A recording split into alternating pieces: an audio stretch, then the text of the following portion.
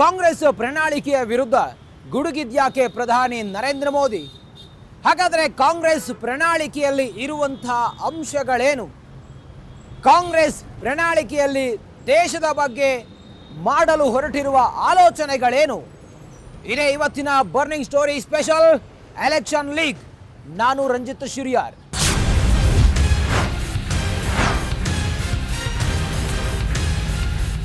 ದೇಶದಲ್ಲಿ ಚುನಾವಣೆಯ ರಣ ಕಣ ಕ್ಷಣ ಕ್ಷಣಕ್ಕೂ ಕೂಡ ಕುತೂಹಲವನ್ನು ಕೆರಳಿಸ್ತಾ ಇದೆ.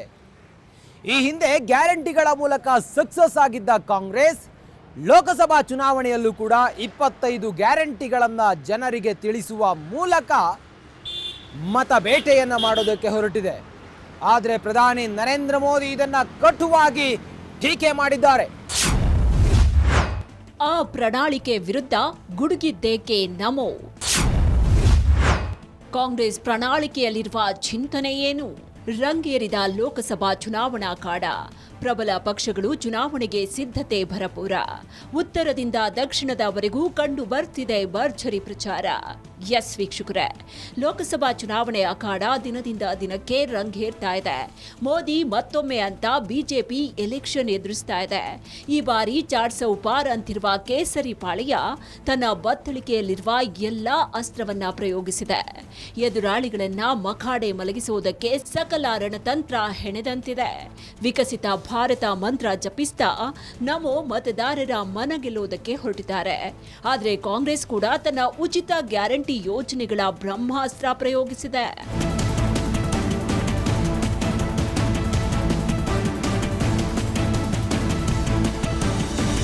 ಲೋಕಸಮರಕ್ಕೆ ಇದಾಗಲೇ ಕಾಂಗ್ರೆಸ್ ತನ್ನ ಪ್ರಣಾಳಿಕೆಯನ್ನ ರಿಲೀಸ್ ಮಾಡಿಯಾಗಿದೆ. ಕರ್ನಾಟಕದಲ್ಲಿ ಉಚಿತ ಗ್ಯಾರಂಟಿಗಳ ಮೂಲಕ ಸಕ್ಸಸ್ ಆಗಿರುವ ಕೈಪಾಳೆಯ ಇದೀಗ ಅದೇ ತಂತ್ರ ಹೂಡಿದಂತಿದೆ. 25 ಗ್ಯಾರಂಟಿಗಳ ಸಮೇತ ಬೃಹತ್ ಪ್ರಣಾಳಿಕೆಯೊಂದಿಗೆ ಮತದಾರರ ಮುಂದೆ ನಿಂತಿದೆ. ಕರ್ನಾಟಕ ವಿಧಾನಸಭೆ ರೀತಿ ಲೋಕಸಭೆಯಲ್ಲೂ ಕಮಾಲ್ ಮಾಡಲಿದೆ ಅನ್ನೋ ವಿಶ್ವಾಸದಲ್ಲಿದೆ. ಆದ್ರೆ ವೀಕ್ಷಕರೇ, ಇಲ್ಲೇ ಇರೋದು ನೋಡಿ ಗಮ್ಮತ್ತು. ಯಾಕೆ ಅಂದ್ರೆ ಲೋಕಸಭಾ ಚುನಾವಣೆಗೆ 25 ಗ್ಯಾರಂಟಿಗಳ ಪ್ರಣಾಳಿಕೆ ಬಿಡುಗಡೆ ಮಾಡಿದ್ದ ಕಾಂಗ್ರೆಸ್ಗೆ ಪ್ರಧಾನಿ ಮೋದಿ ತಿರುಗೇಟನ್ನ ಕೊಟ್ಟಿದ್ದಾರೆ. कांग्रेस के घोषणा पत्र में वही सोच झलकती है जो सोच आजादी के आंदोलन के समय मुस्लिम लीग में थी. कांग्रेस के घोषणा पत्र में पूरी तरह मुस्लिम लीग की छाप है. और इस मुस्लिम लीग वाले घोषणा पत्र में जो कुछ हिस्सा बचा खुचा रह गया, उसमें वामपंथी पूरी तरह हावी हो चुके हैं. ನೋಡಿದ್ರಲ್ವಾ ಮೋದಿ ಹೇಳಿರುವ ಮಾತಿನ ಅರ್ಥ ಏನು ಅಂತ? ಕಾಂಗ್ರೆಸ್ ಪ್ರಣಾಳಿಕೆಗಳ ತುಂಬಾ ದೇಶ ಒಡೆಯುವ ಚಿಂತನೆಗಳೇ ತುಂಬಿವೆ ಅಂದಿರುವ ನಮೋ, ಸ್ವಾತಂತ್ರ್ಯದ ಸಮಯದಲ್ಲಿ ಮುಸ್ಲಿಂ ಲೀಗ್ ಇಂತಹ ಆಲೋಚನೆ ಹೊಂದಿತ್ತು ಎಂದಿದ್ದಾರೆ. ಈಗ ಕಾಂಗ್ರೆಸ್ ದೇಶ ಒಡೆಯುವ ಆಲೋಚನೆಗಳನ್ನ ಭಾರತದ ಮೇಲೆ ಹೇರ್ತಿದೆ ಅಂತ ಮಾಸ್ಟರ್ ಸ್ಟ್ರೋಕ್ ಕೊಟ್ಟಿದ್ದಾರೆ. ರಾಜಸ್ಥಾನದ ಅಜ್ಮೀರದಲ್ಲಿ ನಡೆದ ಬಿಜೆಪಿಯ ಪ್ರಚಾರ ಸಭೆಯಲ್ಲಿ ಮಾತನಾಡಿದ ಮೋದಿ ಕಾಂಗ್ರೆಸ್ ನಾಯಕರನ್ನ ತರಾಟೆಗೆ ತೆಗೆದುಕೊಂಡಿದ್ದಾರೆ.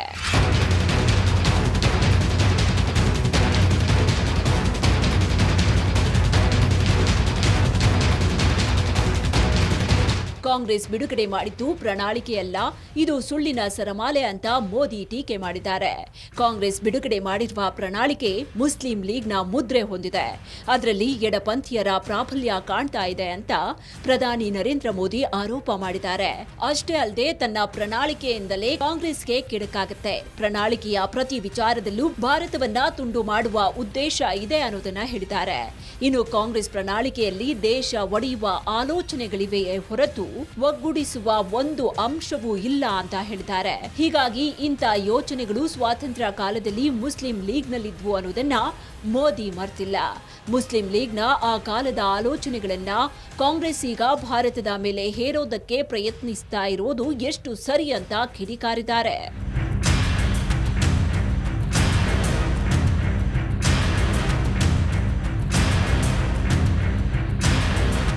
ಒಂದ್ ಕಡೆ ಮಿಷನ್ 400 ಗುಡಿ ಇಟ್ಟಿರುವ ನಮೋ ವಿಕಸಿತ ಭಾರತ ಮಂತ್ರ ಜಪಿಸ್ತಾ ಇದ್ದಾರೆ.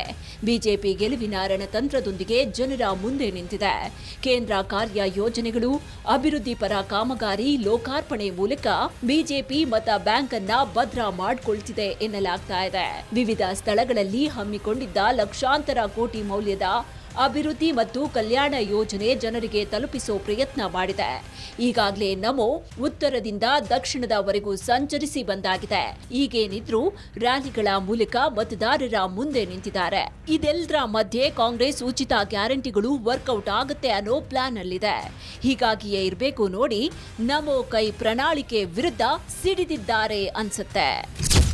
कभी जिस कांग्रेस ने आजादी की लड़ाई लड़ी थी और कैसे बड़े बड़े दिग्गज कांग्रेस के साथ जुड़े हुए थे, महात्मा गांधी का नाम जुड़ा हुआ था, लेकिन आज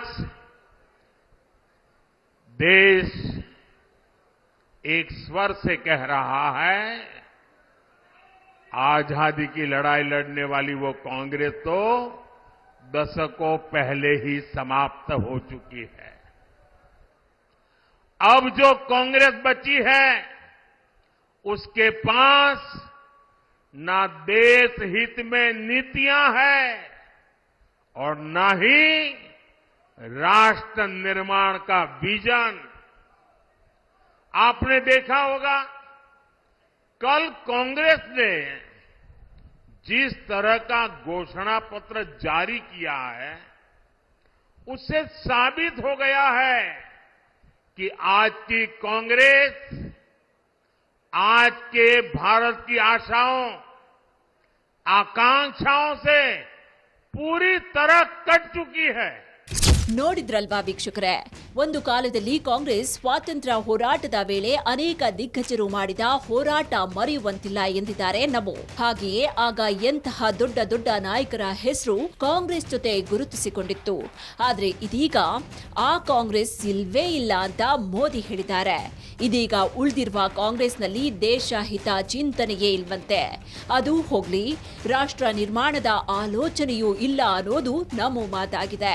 ಹೀಗಾಗಿಯೇ ಕಾಂಗ್ರೆಸ್ ಪ್ರಣಾಳಿಕೆಯ ವಿರುದ್ಧ ಕೆಂಡ ಕಾರಿದ್ದಾರೆ. ಯಾಕೆ ಅಂದ್ರೆ ಆ ಪ್ರಣಾಳಿಕೆ ಭಾರತದ ಆಶಯ ಆಕಾಂಕ್ಷೆಗಳಿಂದ ದೂರ ಉಳಿದಿದೆಯಂತೆ.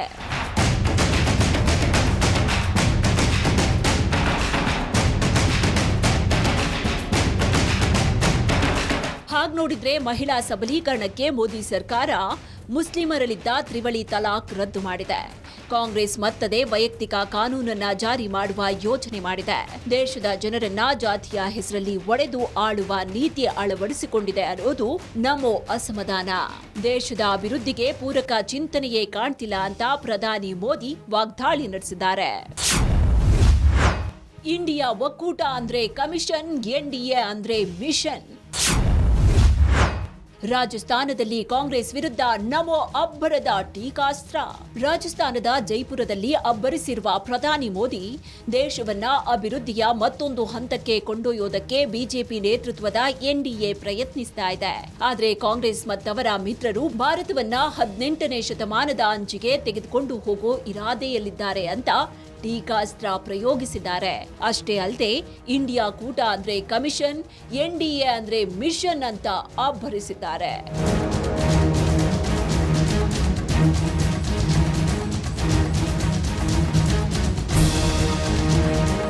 ಹಾಗೆ ನೋಡಿದ್ರೆ ನಮೋ ಮಾತಿನ ವರಸೆಯಲ್ಲಿ ಕೆಲ ಸಂಗತಿಗಳು ಅಡಗಿವೆ. ಅದರಲ್ಲಿ ಮೊದಲನೆಯದ್ದು ರಾಮ ಮಂದಿರ. ಅಂದು ಬಿಜೆಪಿ ತನ್ನ ಪ್ರಣಾಳಿಕೆಯಲ್ಲಿ ರಾಮ ಮಂದಿರದ ಬಗ್ಗೆ ತಿಳಿಸಿತ್ತು. ತಾನು ಹೇಳಿದಂತೆ ಮಾಡಿ ತೋರಿಸಿದೆ. ಅಯೋಧ್ಯೆಯಲ್ಲಿ ಭವ್ಯ ರಾಮ ಮಂದಿರ ತಲೆ ಎತ್ತಿದೆ. ಹಾಗೆಯೇ ಕೆಲ ಮಹತ್ವದ ಮಸೂದೆಗಳನ್ನ ಜಾರಿಗೆ ತರುವಲ್ಲಿ ಸಕ್ಸಸ್ ಆಗಿದೆ. ಹೀಗೆ ತಾನು ನೀಡಿದ ಪ್ರಣಾಳಿಕೆಯಲ್ಲಿನ ಬಹುತೇಕ ಅಂಶಗಳನ್ನ ಪೂರ್ಣಗೊಳಿಸಿದೆ ಅನ್ನೋ ವಿಶ್ವಾಸ ವ್ಯಕ್ತಪಡಿಸಿದೆ ಬಿಜೆಪಿ. ಬಿಜೆಪಿ ಹೇಳಿದಂತೆ ನಡ್ಕೊಂಡಿದೆ ಎನ್ನುತ್ತಿರೋದೇಕೆ? ಅಂದು ನೀಡಿದ ಆ ಪ್ರಣಾಳಿಕೆಯಲ್ಲಿ ಏನಿತ್ತು ಏನಿಲ್ಲ? ಒಂದರ್ಥದಲ್ಲಿ ಬಿಜೆಪಿ ಕಾಂಗ್ರೆಸ್ಗೆ ನಾವು ಕೇವಲ ಘೋಷಣೆ ಮಾಡಿಲ್ಲ, ಮಾಡಿ ತೋರಿಸಿದ್ದೇವೆ ಅನ್ನೋ ಅರ್ಥದಲ್ಲಿ ತಿವಿದಿದೆ. ಯಾಕೆ ಅಂದ್ರೆ ಜಮ್ಮು ಕಾಶ್ಮೀರದಲ್ಲಿ 370 ಕಲಂ ತೆರವುಗೊಳಿಸಿದ್ದು ಕೂಡ ಒಂದು ಪ್ರಮುಖ ನಿರ್ಣಯವೇ. ಇದೀಗ ಜಮ್ಮು ಕಾಶ್ಮೀರದಲ್ಲಿ ಮೋದಿ ಅಭಿವೃದ್ಧಿಗೆ ಆದ್ಯತೆ ನೀಡಿರೋದು ಕಂಡು ಬರ್ತಾ ಇದೆ. ಕಳೆದ ತಿಂಗಳಷ್ಟೇ 32,000 ಕೋಟಿ ಅಭಿವೃದ್ಧಿ ಕಾಮಗಾರಿಗಳಿಗೆ ಚಾಲನೆ ನೀಡಲಾಗಿದೆ. ಮೊದಲಿನಂತೆ ಕಣಿವೆ ನಾಡಿನಲ್ಲಿ ಅಶಾಂತಿ ಕಂಡುಬರದ ಹಾಗೆ ಗಮನ ವಹಿಸಲಾಗಿದೆ. ಆದ್ರೆ ಸದ್ಯ ಕಾಂಗ್ರೆಸ್ ರಿಲೀಸ್ ಮಾಡಿರುವ ಪ್ರಣಾಳಿಕೆ ಮಾತ್ರ ದೇಶವನ್ನ ಒಗ್ಗೂಡಿಸೋ ಬದಲು ಅಶಾಂತಿ ಉಂಟು ಮಾಡುವ ಅಂಶಗಳೇ ತುಂಬಿವೆ ಅನ್ನೋ ಅರ್ಥದಲ್ಲಿ ನಮೋ ವಾಗ್ದಾಳಿ ನಡೆಸಿದ್ದಾರೆ.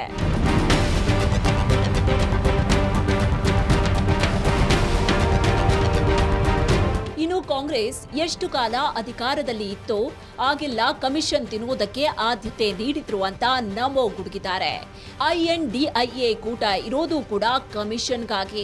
NDA ಹಾಗೂ ಮೋದಿ ಸರ್ಕಾರ ಮಿಷನ್ಗಾಗಿ ಅನ್ನೋದನ್ನ ಮರ್ತಿಲ್ಲ.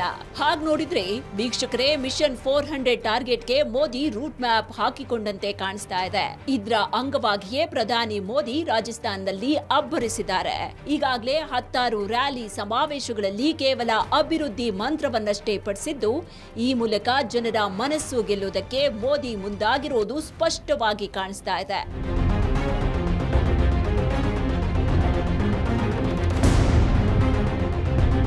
ಮೋದಿ ತಮ್ಮ ಮಾತಿನ ಉದ್ದಕ್ಕೂ ಕಾಂಗ್ರೆಸ್ ಪ್ರಣಾಳಿಕೆಯ ಪ್ರತಿ ಅಂಶಗಳಿಗೂ ಪಂಚ್ ನೀಡಿರೋದು ಕಂಡು ಬರ್ತಾ ಇದೆ.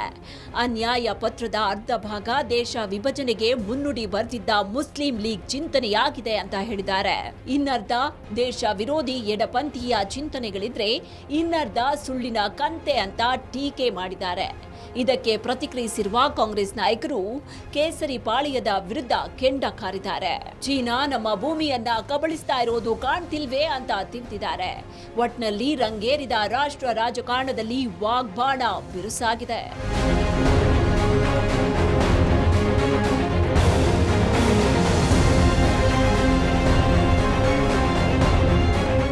ಒಂದು ಕಡೆ ಪ್ರಧಾನಿ ನರೇಂದ್ರ ಮೋದಿ ಅಬ್ಬರದಿಂದ ಕಾಂಗ್ರೆಸ್ನ ಪ್ರಣಾಳಿಕೆಯ ವಿರುದ್ಧ ಬೊಬ್ಬರೆಯುತ್ತಿದ್ರೆ, ಈತ ಕಾಂಗ್ರೆಸ್ ನಾಯಕರು ಚುನಾವಣಾ ಆಯೋಗದ ಮೆಟ್ಟಿಲೇರಿದ್ದಾರೆ. ಹಾಗಾದರೆ ಕಾಂಗ್ರೆಸ್ನ ಆಲೋಚನೆ ಏನು ಮಾಡೋದಕ್ಕೆ ಹೊರಟಿದೆ ಕಾಂಗ್ರೆಸ್? ಸತತ 3ನೇ ಬಾರಿಯೂ ಕೂಡ ದೇಶದಲ್ಲಿ ಬಿಜೆಪಿಯನ್ನು ಅಧಿಕಾರಕ್ಕೆ ತರಬೇಕು ಅಂತೇಳಿ ಟೊಂಕ ಕಟ್ಟಿ ನಿಂತಿದ್ದಾರೆ ಪ್ರಧಾನಿ ನರೇಂದ್ರ ಮೋದಿ. ರಾಷ್ಟ್ರಹಿತ ಅಭಿವೃದ್ಧಿಯೇ ಮೂಲ ಮಂತ್ರ ಅಂತೇಳಿ ಹೇಳೋದಕ್ಕೆ ಹೊರಟಿದ್ದಾರೆ. ಇದರ ನಡುವೆ ಕಾಂಗ್ರೆಸ್ನ ಪ್ರಣಾಳಿಕೆ ಇದು ರಾಷ್ಟ್ರ ಹಿತಕ್ಕೆ ಮಾರಕವಾದದ್ದು ಅಂತೇಳಿ ತಿವಿದಿದ್ದಾರೆ. ಹಾಗಾದರೆ ಕಾಂಗ್ರೆಸ್ ಏನು ಮಾಡುತ್ತೆ ಮುಂದೆ? ಬನ್ನಿ ನೋಡೋಣ.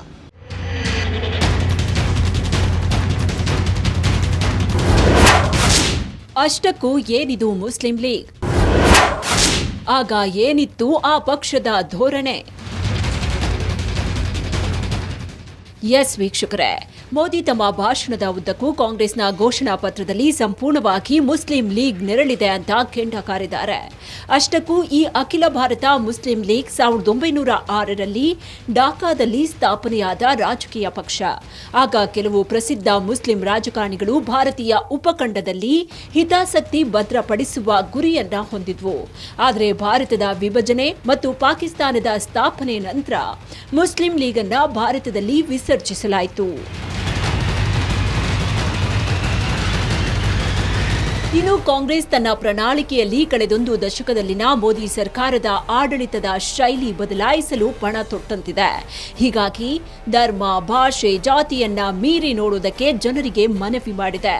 ಬುದ್ಧಿವಂತಿಕೆಯಿಂದ ಆಯ್ಕೆ ಮಾಡಿ ಮತ್ತು ಪ್ರಜಾಪ್ರಭುತ್ವ ಸರ್ಕಾರವನ್ನ ಸ್ಥಾಪಿಸಿ ಅಂತ ಕಾಂಗ್ರೆಸ್ ಮತದಾರರಿಗೆ ಮನವಿ ಮಾಡಿದೆ.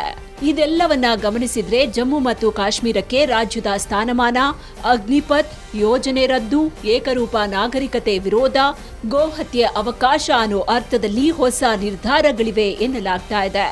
ಇತ್ತೀಚೆಗಷ್ಟೇ ರಾಜಸ್ಥಾನದಲ್ಲಿ ಚುನಾವಣಾ ಪ್ರಚಾರದ ವೇಳೆ ಕಾಂಗ್ರೆಸ್ ಅಧ್ಯಕ್ಷ ಮಲ್ಲಿಕಾರ್ಜುನ ಖರ್ಗೆ ಆರ್ಟಿಕಲ್ 370ರ ರದ್ದತಿ ಬಗ್ಗೆ ಪ್ರಸ್ತಾಪಿಸಿದ್ರು. ಇದಕ್ಕೆ ಪ್ರಧಾನಿ ಮೋದಿ ತೀವ್ರವಾಗಿ ಆಕ್ಷೇಪಿಸಿದ್ರು.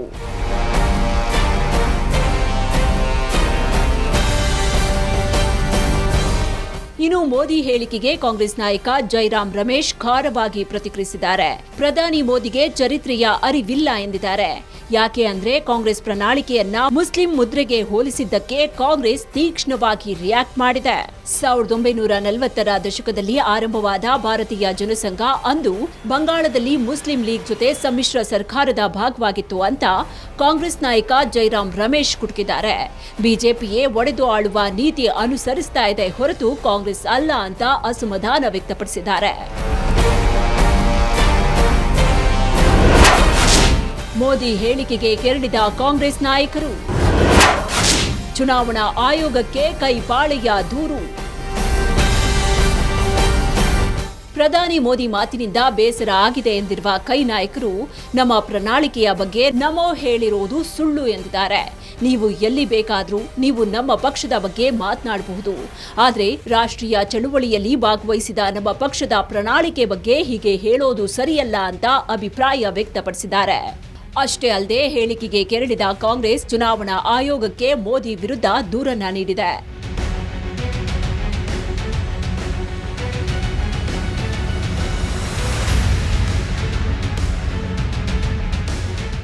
ಇನ್ನು ಇದೆಲ್ಲದರ ಮಧ್ಯೆ ಬಿಜೆಪಿ ಮುಖಂಡ ಸಿಟಿ ರವಿ ಕಾಂಗ್ರೆಸ್ ತನ್ನ ಪ್ರಣಾಳಿಕೆಯನ್ನ ತಾಲಿಬಾನಿ ನಗರ ನಕ್ಸಲೀಯರ ನೆರವು ಪಡೆದು ರಚಿಸಿದಂತಿದೆ ಅಂತ ತಿವಿದಿದ್ದಾರೆ.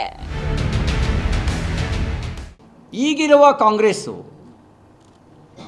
ಬಹುಶಃ ತನ್ನ ಪ್ರಣಾಳಿಕೆ ಬರೆಯೋದಕ್ಕೆ ನಗರ ನಕ್ಸಲೀಯರ ಸಹಾಯವನ್ನು, ಅರ್ಬನ್ ನಕ್ಸಲೈಟ್ ಸೇರಿದ್ದಾರೆ ಅವ್ರ ಸಹಾಯವನ್ನು, ಮತ್ತು ತಾಲಿಬಾನಿಗಳ ಮೂಲಕ ಅವರ ಅಜೆಂಡಾದ ಪ್ರೇರಣೆಯನ್ನು ಪಡೆದಂಗೆ ಕಾಣುತ್ತೆ. ತಾಲಿಬಾನಿಗಳಿಂದ ಪ್ರಚೋದನೆಯನ್ನು, ನಗರ ನಕ್ಸಲೀಯರ ಸಹಾಯವನ್ನು ಪಡೆದು ಅವ್ರ ಪ್ರಣಾಳಿಕೆಯನ್ನು ರೂಪಿಸಿದಂತೆ ಕಾಣುತ್ತೆ. ಕಾಂಗ್ರೆಸ್ ತನ್ನ ಪ್ರಣಾಳಿಕೆ ಬಡವರು, ರೈತರು, ಯುವಕರು, ಮಹಿಳೆಯರ ಬದುಕಿನಲ್ಲಿ ಬದಲಾವಣೆ ತರಬಲ್ಲದು ಅಂತ ಹೇಳ್ತಾ ಇದೆ. ಆದರೆ ಇತ್ತ ನಮೋ ಇದೊಂದು ಮುಸ್ಲಿಂ ಲೀಗ್ ನೆರಳಿರುವ ಪ್ರಣಾಳಿಕೆ ಅಂತ ತಿವಿದಿದ್ದಾರೆ.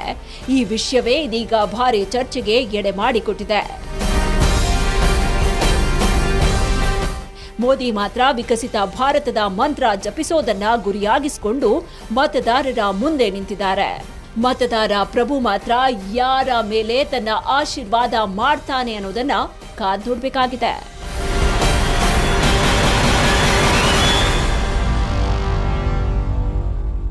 ಒಟ್ಟಾರೆ ಕಾಂಗ್ರೆಸ್ ಪಾಳೆಯದ ಪ್ರಣಾಳಿಕೆಯನ್ನ ಕಟುವಾಗಿ ಟೀಕೆ ಮಾಡಿರುವ ಪ್ರಧಾನಿ ನರೇಂದ್ರ ಮೋದಿ ಅವರ ಮಾತಿನ ಹಿಂದಿನ ಮರ್ಮ ಏನು? ಕಾಂಗ್ರೆಸ್ ಇದನ್ನ ಹೇಗೆ ಅರಗಿಸಿಕೊಳ್ಳುತ್ತೆ? ಮುಂದಿನ ದಿನದಲ್ಲಿ ಈ ಗ್ಯಾರಂಟಿ ಪ್ರಣಾಳಿಕೆ ಕಾಂಗ್ರೆಸ್ಗೆ ಎಷ್ಟು ಅನುಕೂಲ ಆಗುತ್ತೆ ಅನ್ನೋದನ್ನ ಕಾದು ನೋಡಬೇಕಾಗಿದೆ. ಇದಾಗಿತ್ತು ಇವತ್ತಿನ ಬರ್ನಿಂಗ್ ಸ್ಟೋರಿ. ನೋಡ್ತಾ ಇರಿ ರಿಪಬ್ಲಿಕ್ ಕನ್ನಡ, ಇದು ನಿಮ್ಮ ಧ್ವನಿ.